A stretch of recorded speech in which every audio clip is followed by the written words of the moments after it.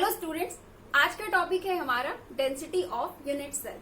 तो चलिए फिर स्टार्ट करते हैं हम लोग हमारे लेसन को और बात करते हैं यूनिट सेल के डेंसिटी की। सबसे पहले मैं आपको ये बता देती हूँ कि इस टॉपिक में हमें कवर क्या करना है, क्या क्या चीजें डिस्कस करनी है। इस टॉपिक में पहले हम लोग यूनिट सेल की डेंसिटी के लिए फॉर्मूला डिराइव करेंगे, देन उसके बाद हम लोग उससे रिलेटेड कुछ न्यूमेरिकल्स को सॉल्व करेंगे। ओके, तो चलिए फिर पहले हम लोग यूनिट सेल की डेंसिटी के लिए फॉर्मूला डिराइव कर लेते हैं। अब देखिए, हमें यहाँ पे यूनिट सेल की डेंसिटी निकालना है। यूनिट सेल की डेंसिटी को निकालने के लिए हमें फॉर्मूला डिराइव करना है। तो कैसे करेंगे?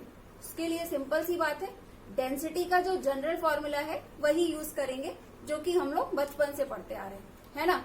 तो आप लोग को पता है कि डेंसिटी इज इक्वल टू क्या होता है, बिल्कुल पता होगा। डेंसिटी इज इक्वल टू क्या होता है? मास पर वॉल्यूम, है ना। ये चीज हमें पता है। तो देखिए, किसी भी सब्सटेंस के लिए डेंसिटी का फॉर्मूला क्या होता है? Mass upon volume.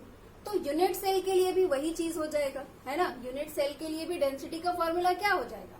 वही हो जाएगा आपका density of unit cell is equal to mass of unit cell upon volume of unit cell, है ना। चलिए, ये तो हो गई जनरल फॉर्मूले की बात। अब हमें क्या करना है? अब हमें इसे और ज्यादा डीपली जाकर के फुल्ली डिराइव करना है। तो कैसे करेंगे?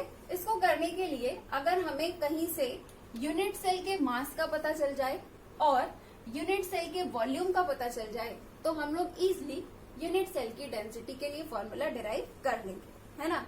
तो चलिए फिर पहले हम लोग यूनिट सेल का मास कैलकुलेट करते हैं। ओके, तो कैसे करेंगे यूनिट सेल के मास को? कैसे करेंगे मैं बताती हूँ कैसे करेंगे। देखिए, अगर हम लोग यूनिट सेल की बात करें तो यूनिट सेल कैसे बना होता है, क्या होता है यूनिट सेल? यूनिट सेल की अगर हम लोग बात करें तो यूनिट सेल क्या होता है? यूनिट सेल एक्चुअल में जस्ट एटम की क्लोज पैकिंग है ना। हम लोग कब से लगातार इस चैप्टर में पढ़ते हुए आ रहे हैं कि प्रिमिटिव टाइप की unit cell, face centre type की यूनिट सेल और बॉडी सेंटर टाइप की यूनिट सेल। उसमें हम लोग ये पढ़ते आ रहे हैं कि प्रिमिटिव वाले में एटम्स कॉर्नर पर होता है, बीसीसी वाले में एटम्स कॉर्नर प्लस बॉडी पर होता है, एफसीसी वाले में क्या होता है? एटम्स जो होते हैं आपके कॉर्नर्स प्लस फेस पे होते हैं। तो ये सब चीजें हम लोग पढ़ते आ रहे हैं। तो इससे हमें पता क्या चल रहा है? इससे हमें ये पता चल रहा है ना कि जो हमारी यूनिट सेल होती है वो क्या होती है? वो जस्ट आपके एटम्स की क्लोज पैकिंग होती है। यूनिट सेल कैसे बनी होती है? एटम्स के क्लोज पैकिंग से बनी होती है, या फिर आप लोग कह लीजिए कि एटम्स के अटैचमेंट से बनी होती है ना। और अगर हम लोग अपने जनरल लैंग्वेज में बोले, सिंपल लैंग्वेज में बोले, तो हम लोग ऐसे भी बोल सकते हैं कि यूनिट सेल्स एटम्स से बनी होती है ना। तो अब देखिए, जब हमें ये बात पता है कि यूनिट सेल एटम्स से बनी होती है, तो इसका मतलब ये है कि अगर हमें एटम्स का मास पता हो तो हम लोग यूनिट सेल का भी मास निकाल सकते हैं, है ना। सिंपल सी बात है, अगर यूनिट सेल एटम्स से बनी है और अगर हमें एटम्स का मास पता हो तो हम लोग इजिली यूनिट सेल का भी मास निकाल सकते हैं, है ना। तो चलिए देखिए, यहाँ पर अगर मान लीजिए कोई यूनिट सेल 1 एटम से बनी है, तब तो कोई दिक्कत ही नहीं है, सीधे हम लोग मास ऑफ एटम ही रख देंगे तो हमें यूनिट सेल का मास पता चल जाएगा। अब अगर कोई यूनिट सेल 2 एटम्स से बनी है ना। किसी यूनिट सेल में अगर 2 एटम्स हो, जैसे बीसीसी टाइप की यूनिट सेल होती है, तो उसमें क्या करेंगे? अगर उसमें हम लोग क्या करें, एटम के मास में 2 से मल्टीप्लाई कर दें तो हमें बीसीसी टाइप के यूनिट सेल का मास पता चल जाएगा, है ना। और अगर मान लीजिए कोई ऐसी यूनिट सेल है जो कि 4 एटम्स से बनी हो, तो उस केस में अगर हम लोग एटम के मास में 4 से मल्टीप्लाई कर दें तो हमें यूनिट सेल का मास पता चल जाएगा, है ना। तो चलिए फिर हम लोग यूनिट सेल का मास ऐसे ही निकाल लेते हैं। अब जब हमें पता है कि यूनिट सेल एटम्स से बनी है, तो फिर हम लोग एटम्स के नंबर में एटम्स के मास का मल्टीप्लाई करके हम लोग आराम से यूनिट सेल का मास निकाल लेते हैं। तो यहाँ पर मैंने वही चीज मेंशन कर दिया जो मैंने आपको समझाया कि मास ऑफ यूनिट सेल क्या हो जाएगा? मास ऑफ यूनिट सेल हो जाएगा आपका number of atoms present in 1 unit cell.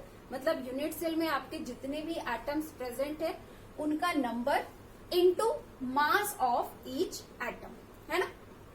Mass of each atom, ठीक है।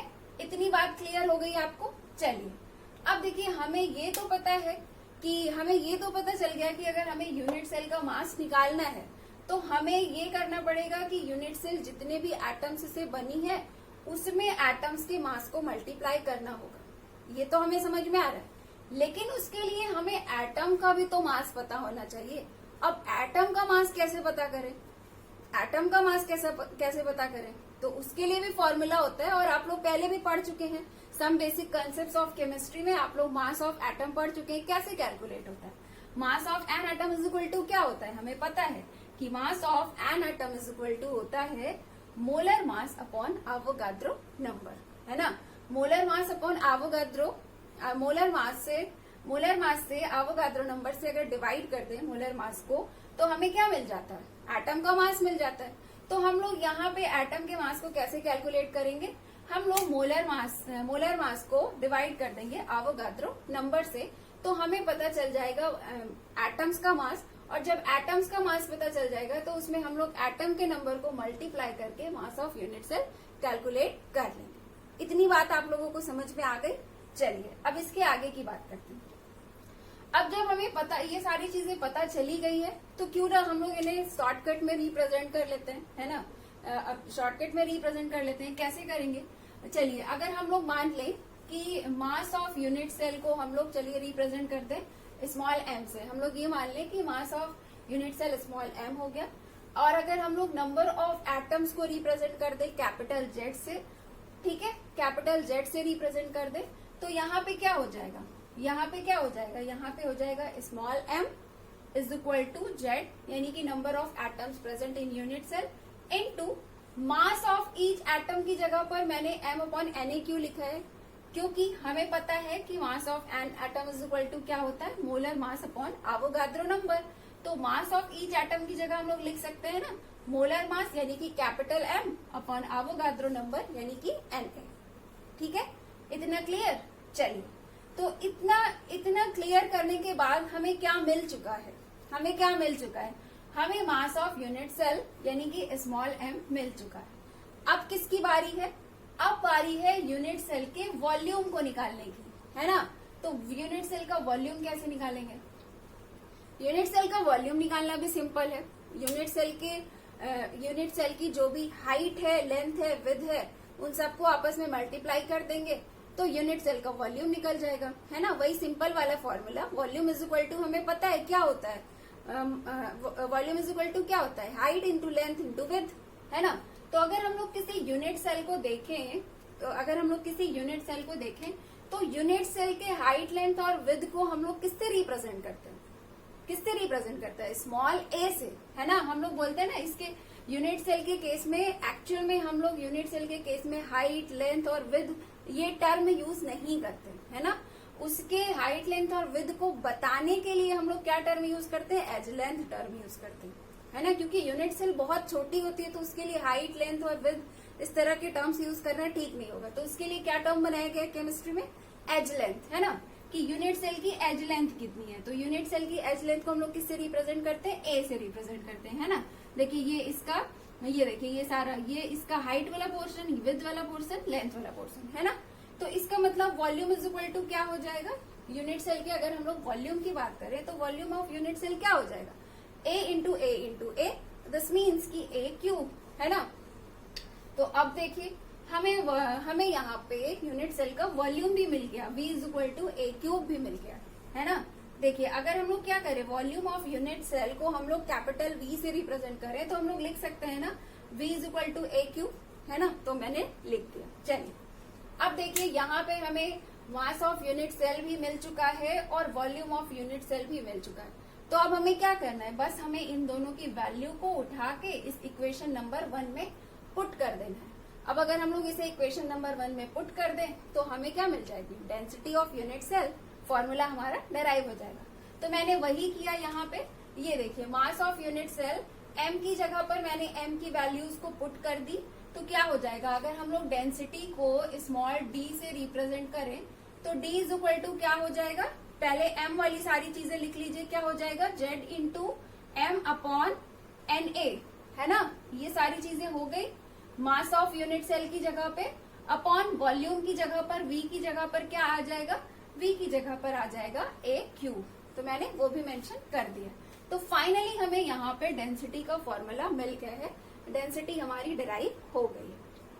चलिए डेरिवेशन हो गया सिंपल वे में। अब आ जाते हैं न्यूमेरिकल्स में। कुछ न्यूमेरिकल्स देखते हैं कि यहाँ से एग्जाम में किस तरह के क्वेश्चंस बनते हैं।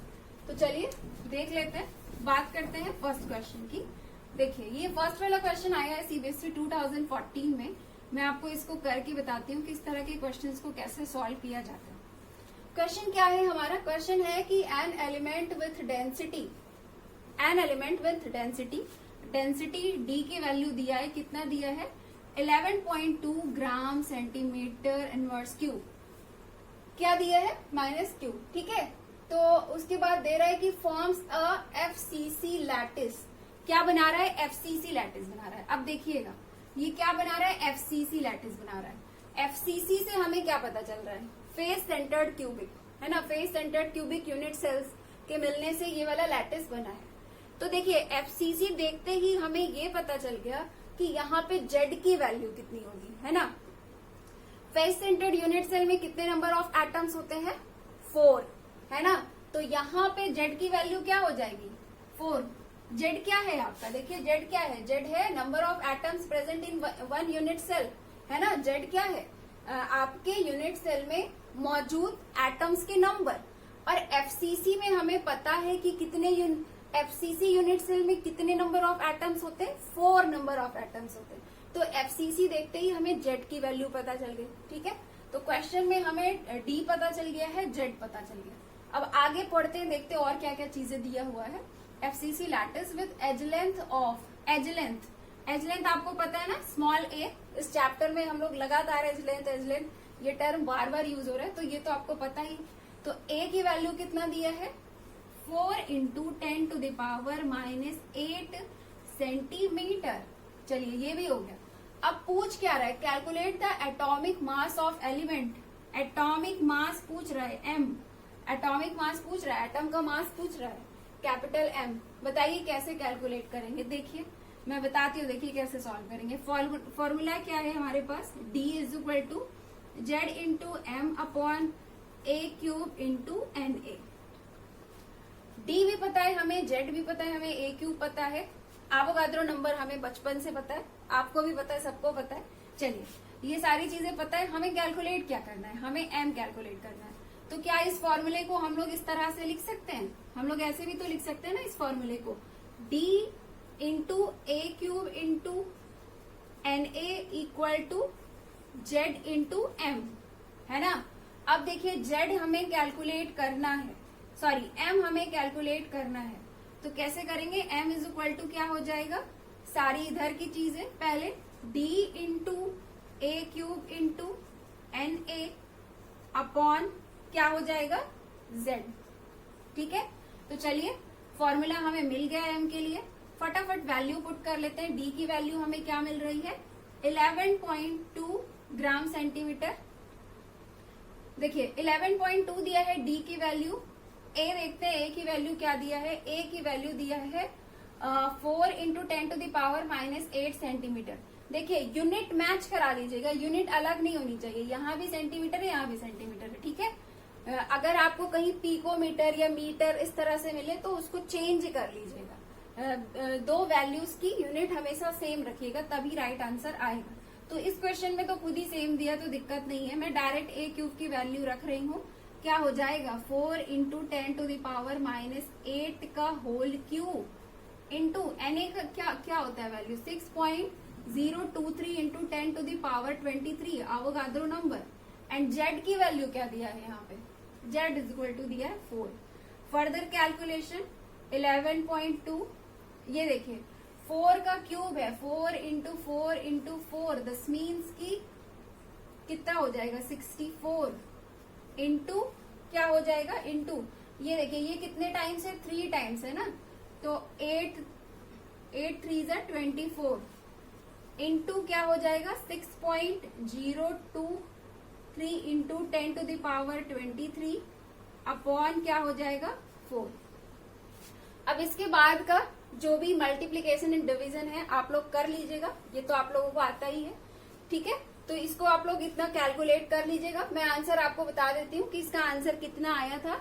मेरा इसमें आंसर आया था 108 ग्राम मोल इनवर्स। ठीक है, कुछ बचा नहीं है करने को, सारी चीजें मैंने बता दी, बस आपको मल्टीप्लीकेशन एंड डिवीजन करना है, कर लीजिएगा, आंसर इतना आना चाहिए। ठीक है, ये क्वेश्चन आया था आपके सीबीएसई 2014 में, तो क्वेश्चन इसी तरह से बनते हैं। चलिए दूसरा वाला क्वेश्चन डिस्कस करते हैं।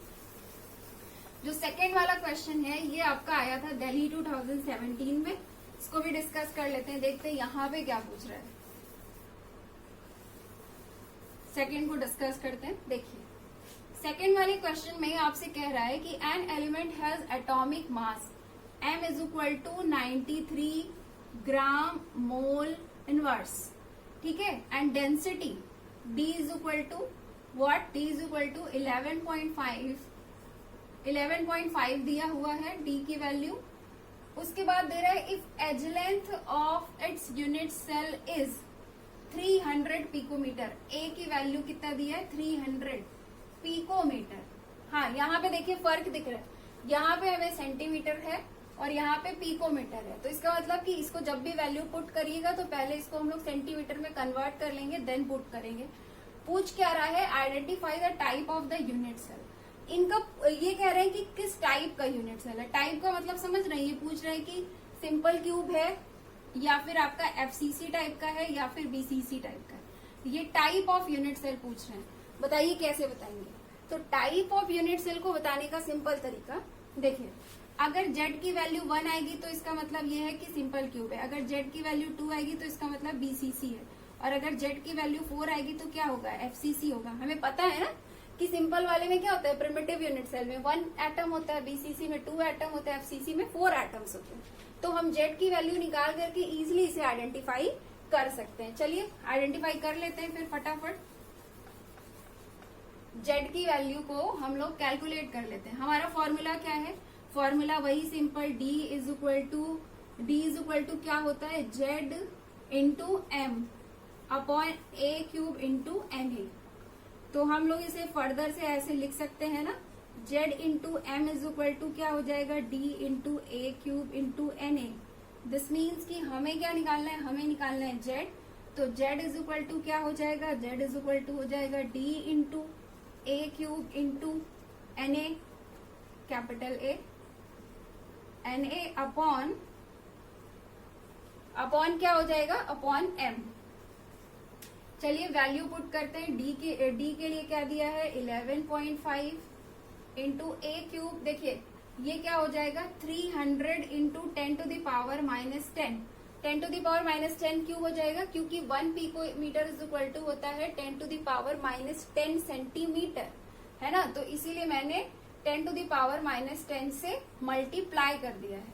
अब a का क्यूब है, इसका क्यूब कर लीजिए, इसकी वैल्यू क्या हो जाएगी 6.023 into 10 to the power 23 upon m की वैल्यू कितनी आ रही है, m की वैल्यू आ रही 93 दिया हुआ है। ठीक है, तो अब आप इसको मल्टीप्लाई करिए, डिवाइड करिए, कैलकुलेशन आप लोग कर लीजिएगा। मैं आपको बता देती हूँ कि इसमें z की वैल्यू कितनी आई थी। मेरी इसमें z की वैल्यू आई थी 2। अब देखिए z की वैल्यू 2 आ रही है, आंसर आपका 2 आएगा। आप लोग इसको मल्टीप्लाई और डिवीजन करके चेक कर लीजिएगा, कैलकुलेशन खुद से कर लीजिएगा। तो मैं आपको बता देती हूँ z की वैल्यू 2 आ रहा है, तो इससे हमें क्या पता चल रहा है, इससे हमें ये पता चल रहा है कि ये हमारा यूनिट सेल कैसा है, बीसीसी टाइप यूनिट सेल है। ठीक है, इसमें टाइप ऑफ यूनिट सेल ही पूछा था ना, तो बीसीसी टाइप का है, क्योंकि z की वैल्यू 2 किस में होती है, बॉडी सेंटर्ड यूनिट सेल में होती है ना। तो ठीक है, फिर यहाँ पे हमारा डेंसिटी ऑफ यूनिट सेल ये टॉपिक कंप्लीट हो गया है। अब हम लोग मिलेंगे नेक्स्ट लेक्चर में। Have a nice day, thank you so much.